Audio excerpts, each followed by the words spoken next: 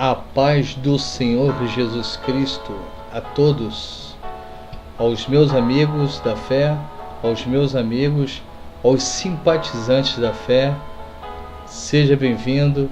Eu tenho hoje uma palavra de Deus para você, para a tua alma. E o tema da palavra de hoje: os teus sonhos estão vivos. Repita comigo: os teus sonhos estão vivos. Repita para você mesmo: os meus sonhos estão vivos. Aleluia. Vamos abrir as nossas Bíblias na palavra de Deus em Lucas capítulo 7, versículo 11 ao versículo 16. Amém? E aconteceu que no dia seguinte, ele, Jesus, foi à cidade chamada Naim, e com ele iam muitos dos seus discípulos e uma grande multidão. E quando chegou perto da porta da cidade, eis que levava um defunto, filho único de sua mãe, que era viúva, e com ela ia uma grande multidão da cidade. E vendo-a, o Senhor moveu-se de íntima compaixão por ela e disse-lhe: não chores. E chegando-se, tocou o esquife, e os que levavam paravam, e disse: jovem, a ti te digo, levanta-te. E o defunto assentou-se e começou a falar, e entregou-o à tua mãe. E de todos se apoderou o temor, e glorificavam a Deus, dizendo: um grande profeta se levantou entre nós, e Deus visitou o seu povo. Aleluia. Caro irmã, cara irmã, eu retorno nesse momento para lembrar dessa passagem da viúva que levava o seu filho morto para ser enterrado na cidade de Naim. Chegando-se à porta da cidade, Jesus bateu de frente com aquele cortejo. E ali ele se deparou com aquela viúva e o seu filho, o único filho, que já estava morto. E ali acompanhava ela uma grande multidão, muitas pessoas ao seu redor. O sacerdote também ali se encontrava a aproximadamente a 10 metros de distância do esquife, ou seja, da caixa de madeira, porque na verdade o sacerdote não poderia estar próximo a um defunto, porque sinônimo de imundície, e sacerdote é impureza, não poderia se contaminar. E ali ia aquela mulher já triste, desolada, e Jesus Cristo parou perante ela e por uma misericórdia muito grande em seu coração ele disse a ela: não chores. Tocou o esquife. Eu posso até dizer que ele não tocou apenas o caixão, mas ele tocou aquele morto e disse a ele: jovem, a ti te digo, levanta-te. E o defunto assentou e começou a falar. E ali naquele momento, o nome do Senhor Jesus, o nome do nosso Deus, Criador dos céus e da terra, foi glorificado. Aleluia. Este foi o primeiro dos 3 milagres de Jesus em ressuscitar os mortos. Dentre eles, nós vimos a ressurreição da filha de Jairo, aproximadamente uns 12 anos, e a ressurreição de Lázaro. Dessa forma eu vejo o seguinte, que houve 3 estágios de ressurreição que nosso Deus mostrou através da tua palavra o que ele poderia agir, aonde ele poderia agir. No caso da filha de Jairo, ela não estava totalmente morta, ela estava até próximo da morte. Muitos ali diziam: já morreu, já era, já não serve mais. E quando Jesus entrou na sala com aquelas pessoas, ainda disse ousadamente: negativo, esta menina não está morta, ela apenas dorme. Já no caso do filho da viúva, o filho já estava morto, estava no caixão, já estava na caixa de madeira, pronto para ser enterrado, a caminho do sepulcro. E no caso de Lázaro, ele já estava no sepulcro há mais de 4 dias. Eu posso te dizer então que nosso Deus, ele é capaz de agir em todas as formas onde a morte estiver, tanto próxima, antes da morte, como durante, ou como até mesmo bem depois da morte ter acontecido. O nosso Deus é capaz de ressuscitar não apenas mortos, como também sonhos que estão mortos. Este, então, como eu disse, foi o primeiro dos 3 milagres de Jesus em ressuscitar os mortos. A Bíblia nos mostra 3 milagres em que nosso Deus, em seu ministério, fez ao ressuscitar mortos. Ali a mãe daquele filho devia estar andando diante do caixão, eu creio, e assim Jesus teria encontrado a primeiro. Na verdade, ninguém lhe pediu para ajudar, porém, movido de misericórdia, ele tomou iniciativa. Nosso Deus está à frente até das nossas vontades. Ele chega na frente, ele toma iniciativa. Muitas vezes o milagre não está, nós não pensamos em acontecer o milagre, mas quando Deus passa na frente dele, este milagre vem acontecer, não pela nossa vontade, não porque a gente tinha pedido ou alguém pediu, mas porque ele é movido de misericórdia. Naquele momento, nosso Deus parou perante aquela viúva, parou perante aquele cortejo ali, ele mapeou o seu coração, porque o nosso Deus, ele é onipresente, onipotente, onisciente, ele tem conhecimento de tudo, ele sabe no que você está pensando agora, ele sabe o que você pensou antes ou o que você vai ainda pensar. O nosso Deus é o Deus Todo-Poderoso. E assim ele pôde rastrear o pensamento daquela mulher e ver quanto que ela estava triste de, além de ter perdido o seu marido e de ter sido entrado no quadro de viúva, onde as viúvas eram excluídas, ela também ali se encontrava triste porque o seu único filho, a sua única esperança, também tinha se acabado. Ali nosso Deus começou a conhecer o coração daquela mulher e começou a perceber o que é a morte. Na verdade, eu vou mostrar para vocês 2 situações: o que é a morte e o que gera a morte, tanto para o morto como para aquele que perdeu a pessoa. Eu não quero me prender exatamente na definição de morte, até porque nós sabemos que muitas pessoas se incomodam em falar de morte. Mas eu quero dizer para você que é verdade, a pessoa tem que se incomodar. Nós homens, nós mulheres, vocês mulheres também se incomodam com isso. Por quê? Porque o homem não foi criado para conhecer a morte. Ele foi criado para viver eternamente. Mas por causa do pecado, foi que então a morte foi gerada. Eu quero dizer para vocês 2 coisas. A primeira, que a morte é um inimigo. Em 1 Coríntios capítulo 15, versículo 26 diz: ora, o último inimigo que há de ser aniquilado é a morte. Então a morte é realmente um inimigo. Eu também quero te dizer a segunda coisa, que a morte é um terror. Em Hebreus capítulo 2, versículo 15 diz: e livrasse todos os que com medo da morte estavam por toda a vida sujeitos à servidão. Meu filho, meu irmão, minha irmã, por mais que você diga que é forte, que a morte não lhe incomoda, que você não tem medo da morte, mas o homem, ele tem esse pavor nato. Já é algo que já vem acompanhando o homem até mesmo fora de situações de convivências ou tradições. A morte, ela não é para ser conhecida pelo homem, não era para ser conhecida pelo homem. Mas o que então gera a morte, meu amado irmão? Primeiro eu quero dizer para vocês o que gera a morte para o morto. O morto, o seu corpo torna-se então imundo. Ou seja, a cada hora que passa, o morto, o seu corpo vai se decompondo, vai apodrecendo.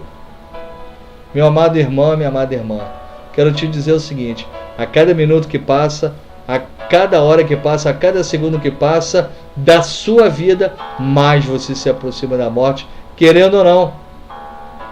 Mas existe uma maneira de você vencê-la como nosso Deus venceu. É essa receita que irei colocá-la para você hoje, nesta manhã ou nesta tarde. Não sei que horário que você está assistindo esse vídeo. Mas eu quero te dizer que o morto torne-se a ser conhecido na sociedade como defunto. A própria palavra de Deus diz que ele era chamado de defunto. Não se falava mais o nome dele, não se dizia mais quem era. Eis lá um defunto. No cemitério, o morto acaba se igualando a todos os outros corpos que estão mortos ali naquele lugar. Ele acaba estando no mesmo estágio. Existe a perda imediata da sua identidade. Como vimos, todas as pessoas que perdem seus entes queridos, eles recolhem a sua identidade, a sua certidão de nascimento, guardam no baú. Muitos queimam, muitos somem. Fotos, fotografias, filmes, roupas.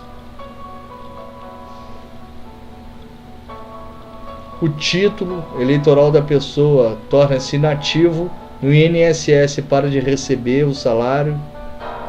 Muitas coisas a morte gera ao morto. A perda inclusive dos seus bens materiais. Tanto que ele se prendia nesse mundo, tanto que ele queria mais e mais quando morreu. E por muitas vezes esses bens materiais acabam gerando o quê? Brigas, contenda entre familiares, inventário e outras coisas a mais. Ele recebe então o morto uma nova certidão, chamada certidão de óbito. E por muitas vezes ele cai no esquecimento. Fora aqueles que entram para a história, mas a maioria das pessoas acabam caindo no esquecimento. Até mesmo dos seus familiares. Mas o que mais preocupou Jesus Cristo ali naquele lugar, na porta daquela cidade, naquele momento, foi exatamente para a pessoa que estava viva. E a pessoa ali viva, muito triste, era a viúva. A viúva era praticamente sinônimo de pobre. Vivia quase que desprotegida pela lei e era facilmente explorada. Ali, aquela viúva teve a perda de seu filho único. Teve a perda da sua última esperança. Teve a perda do seu último protetor, do seu único protetor, que seria o seu filho, que estava vivo, talvez sendo investido por ela, para que ele viesse a ser um grande homem, para que viesse a cuidar dela, porque ela não tinha mais marido. Mas o que eu quero focar nessa pregação é justamente uma perda, a perda dos sonhos daquela viúva. Quantos são as pessoas hoje que já perderam seus sonhos? Quantos sonhos já estão dentro do caixão em direção a serem enterrados? Quantos já foram até enterrados? E quantos que estão prestes a morrer? Nosso Deus não deseja que seus sonhos venham a ser aniquilados. Nosso Deus, Jesus, não deseja que seus sonhos venham a ser interrompidos. Os sonhos seus são os sonhos do nosso Deus. Ele também tem sonhos para você nessa vida. E quem sabe os sonhos que você tem também são os sonhos de Deus. Mas o que foi que mais me tocou nessa passagem foi justamente a grande multidão da cidade ia com ela. Eu me pergunto, por que grande multidão? Que fama tinha essa viúva? Se ela já era viúva, se ela já não tinha mais valor para a sociedade, se ela já era tratada como ninguém, como um zero à esquerda, como uma pobre coitada. Mas ali, meu Deus, foi o que mais me tocou, foi justamente perceber que essa grande multidão estavam ali como curiosos. Existem muitos curiosos em nossas vidas.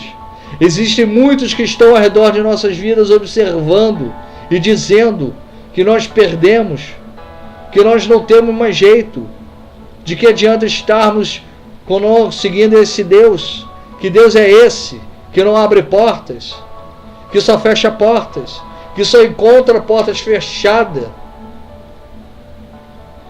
E você às vezes passa os seus problemas para as outras pessoas. E existe autor de um certo livro que disse que de 100% das pessoas que conhecem da sua desgraça, do seu problema, quero te dizer, 80% delas não estão nem aí para ajudar a resolvê-la. E os outros 20% estão felizes porque você tem essa desgraça. Estão felizes porque você tem esse problema. Então essa multidão era uma multidão de curiosos que andavam ali dizendo: como a viúva vai sair dessa? Coitadinha dela, não tem mais ninguém na vida dela.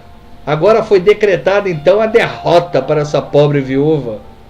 Quantos ali diziam: veja só, era casada, tinha bens, era benquista na sociedade, hoje não é casada, é viúva e além disso perdeu o seu único filho.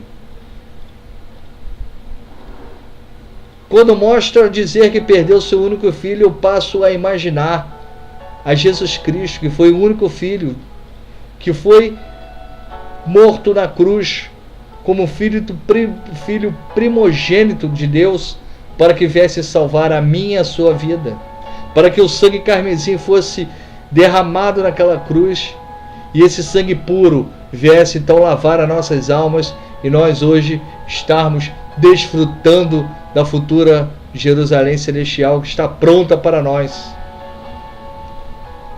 Que derrota é essa para quem tem esse Deus? Grande parte das pessoas, meu irmão, minha irmã, se liga muito nas quedas dos outros.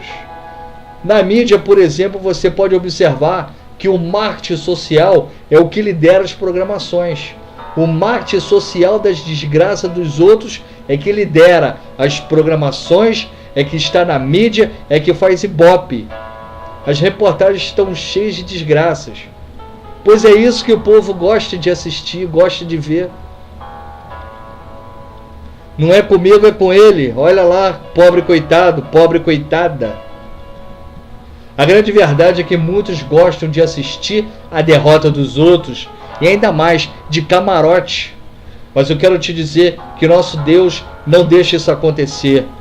Naquele mesmo tempo, o próprio sacerdote que tocava o cortejo caminhava a uma distância de 10 metros do caixão. Ele, na verdade, ele não se importava com os sentimentos da viúva, não. O objetivo dele era acelerar o enterro. Como nós vimos hoje em dia, o objetivo das funerárias, dos projetos que temos, dos planos funerários, é agilizar o enterro. Quanto mais rápido enterrar, melhor. Não importa o sentimento daqueles que estão aí, vivos e que perderam aquele ente querido. Não importava para o sacerdote quem era aquela mulher que estava perdendo, o que ela estava sentindo. Mas Jesus Cristo, que ali cruzava aquele cortejo, para ele se importou. Ele se importou do coração daquela mulher, do que se passava com ela. Talvez o seu sonho, meu irmão, esteja como morto. Ele pode estar a caminho de ser definitivamente enterrado. Muitos até desejam acelerar esse processo fúnebre para que você venha a ser exterminado de vez. Mas Deus não quer que isto aconteça.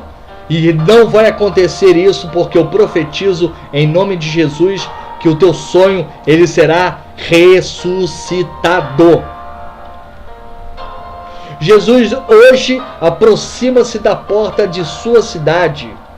E a porta da sua cidade é o seu coração. Da mesma forma que ele se aproximou da porta daquela cidade de Naim.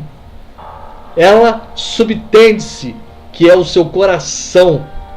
Em Apocalipse capítulo 3, versículo 20 diz: eis que estou à porta e bato. Se alguém ouvir a minha voz e abrir a porta, entrarei em sua casa e com ele cearei e Ele comigo.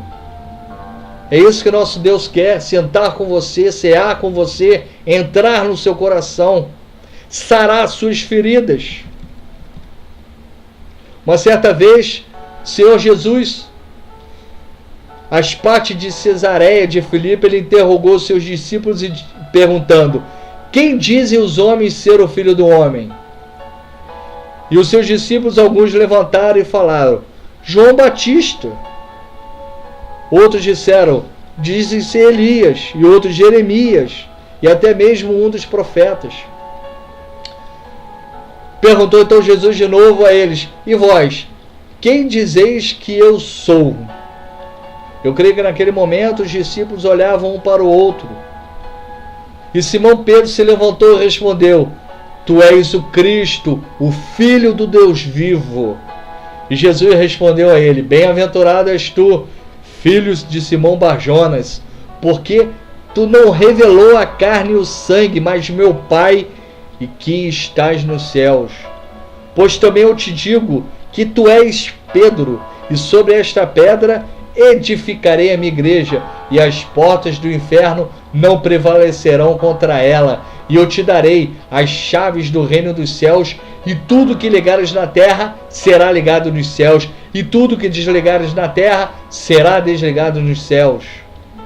Jesus também diz para você, meu irmão, Ele sabe quem és tu, pois Ele te conhece antes da fundação do mundo.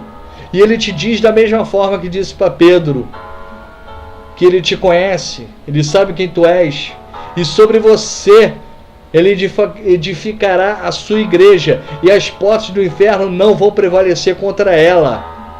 Ele também te dará as chaves dos céus, eu profetizo em sua vida, e tudo que você ligar na terra será ligado no céu, e tudo que você desligar na terra será desligado nos céus, porque você terá o contato direto com o nosso Deus, que é o Espírito Santo de Deus.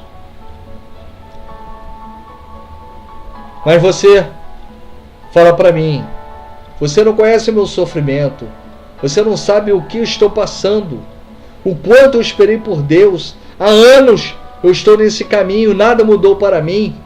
Eu vejo as coisas mudando para as outras pessoas, para pessoas que não são cristãs, e a minha vida continua sendo miserável, continuo passando por dificuldades. Quando que Deus vai então abrir essas portas, vai mudar esse quadro? E às vezes você até mesmo esquece da tua identidade. Mas, meu irmão, não esqueça quem é você, não. Eu quero te dizer algumas coisas para te lembrar quem é você. 1 Pedro, capítulo 2, versículo 9. Mas vós sois a geração eleita, o sacerdócio real, a nação santa, o povo adquirido, para que anuncieis as virtudes daquele que vos chamou das trevas para a sua maravilhosa luz. Em Apocalipse capítulo 21, versículo 3 diz: e ouvi uma grande voz do céu que dizia: eis aqui o tabernáculo de Deus com os homens, pois com eles habitará, e eles serão o seu povo, e o mesmo Deus estará com eles, e será o seu Deus. É isso que você é, meu irmão. Salmos 128, versículo 4 diz: eis que assim será abençoado o homem que teme ao Senhor. Se você teme ao Senhor, te prepara, serás abençoado. Em Romanos capítulo 8, versículo 37, mas em todas estas coisas somos mais do que vencedores por aquele que nos amou. Quer saber mais, meu irmão? Apocalipse 17, versículo 14. Estes combaterão contra o Cordeiro, e o Cordeiro os vencerá, porque é o Senhor dos senhores e o Rei dos reis. Vencerão os que estão com eles, chamados os eleitos e fiéis. Você não sabe quem você é, meu irmão, mas eu quero te dizer, João 15, versículo 15 e 16, já vos não chamarei servos, porque o servo não sabe o que faz o seu senhor, mas tenho-vos chamado amigos, porque tudo quanto ouvi de meu Pai vos tenho feito conhecer. Não me escolhestes vós a mim, mas eu vos escolhi a vós, e vos nomeei para que vades e deis fruto, e o vosso fruto permaneça, a fim de que tudo quanto em seu nome pedirdes ao Pai, Ele vos conceda. Atos 17, 28 diz: porque nele vivemos e nos movemos e existimos, como também alguns dos vossos poetas disseram, pois somos também sua geração. Se você é geração desse Deus, dê glória a Deus agora. Se você faz parte dessa geração, reconheça sua grandeza e dê um aleluia em nome de Jesus. Porque em Salmos 105, 15 te mostra: não toqueis os meus ungidos e não maltrateis os meus profetas. Eu sou profeta de Deus, eu profetizo em sua vida que ninguém tocará em você que é ungido por nosso Deus. Esse teu sonho, meu irmão, não vai terminar, porque em Coríntios capítulo 3, versículo 16 diz: não sabeis vós que sois o templo de Deus e que o Espírito de Deus habita em vós? Saiba você, o Espírito Santo habita em mim, o Espírito Santo habita em você. Você é muito importante para Deus. Não importa o que os outros pensem ou dizem de você, não importa, meu irmão. O que importa é o que o Senhor se preocupa com você. Em 1 Pedro capítulo 5, versículo 7, lançando sobre ele toda a vossa ansiedade, porque ele tem cuidado de vós. Ele cuida de você, meu amado irmão. Ele cuida de você, minha amada irmã. O maior cuidado é desse Deus por nós. Se todos viraram as costas para nós, para você, fique você sabendo que o Deus, Criador dos céus e da terra, está voltado para ti, está olhando para você, está fazendo como fez com aquela viúva, mapeou-a, fitou-a e disse: vou trazer aquilo de volta, vou restituir tudo que ela perdeu, vou transformar a vida dela em bênção. E é isso que o nosso Deus quer fazer da tua vida. Isso significa que o Senhor tem visto a sua aflição. Não permita que seus sonhos venham ser enterrados. Quero te dizer que a morte não consegue passar pelo nosso Senhor Jesus Cristo sem ser derrotada, não. Eu não conheço nenhuma passagem bíblica que me mostre a morte sendo concretizada perante a presença do nosso Senhor, perante a frente do nosso Deus, não. Nem naquele momento o cortejo, a morte ali não passou pelo Senhor Jesus Cristo, porque ele parou ali, colocou a mão naquele esquife, como diz a palavra, e ressuscitou aquele morto, mandou ele levantar, e ele levantou já falando. Se eu te mostrar para você, se eu te disser para você como que uma pessoa morta, onde seu sangue está coagulado, suas lágrimas, a água já não move mais no seu corpo, como tudo voltou a ser renovado de uma hora para outra, só com esse Deus Todo-Poderoso. Ainda eu te digo mais, você já parou para pensar por que foi que Jesus morreu na cruz primeiro que os dois ladrões? Quero te dizer então, não porque ele era fraco, não. Eles sofreram o mesmo tipo de sacrifício. Mas porque se aqueles dois ladrões morressem na frente de Jesus, seria batata morrer e ressuscitar, porque o nosso Deus é especialista em fazer sonhos reviverem. E é isso que eu quero te dizer nesta tarde, ou nesta manhã, ou na hora que você estiver assistindo este clipe. A mensagem para você é justamente isso: que os seus sonhos não serão enterrados, que os seus sonhos ainda existem, eles estão vivos, que as promessas de Deus estão para se cumprir na sua vida. Tenha um pouco de paciência, siga o Senhor, siga conhecendo cada vez mais, e conhecereis a verdade, e a verdade vos libertará. Se liberte dos caminhos maus desse mundo, esteja segundo a vontade do Senhor. É isso que eu tenho para te dizer. E seja mais do que um vencedor, seja vitorioso. A vitória está para você. Não a perca. Eu agradeço a você que nesse tempo teve a paciência de assistir a essa pregação, a essa mensagem, e que você receba ela como um alimento rico e que ela venha abundar em sua vida, em nome de Jesus.